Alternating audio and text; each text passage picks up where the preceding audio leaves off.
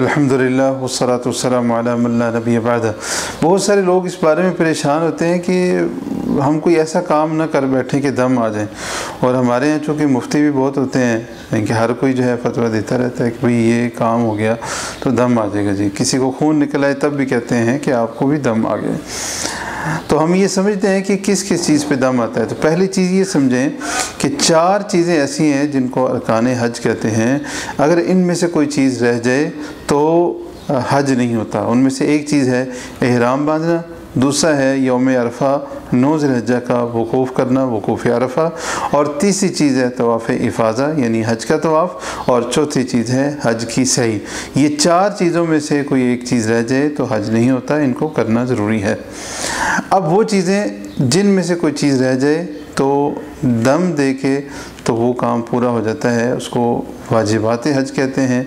और ये 7 हैं। उनमें से पहली चीज़ है मीक़ात से एहराम बांधना, दूसरा है मगरिब तक अरफात में वकूफ़ करना, अगर मगरिब से पहले निकल जाएं तो उस पर दम आता है, तीसरा है मुज़दलिफ़ा में रात गुजारना, और चौथी चीज़ है अय्याम तशरीक़ की रातें मिना में गुजारना, पाँचवीं चीज़ है अय्याम तशरीक़ के दिनों में जो कंकरियाँ मारते हैं 11 और 12 को कंकरियाँ मारना, 13 तारीख़ की कंकरियाँ मारना या वो रात गुजारना वो इख्तियारी है।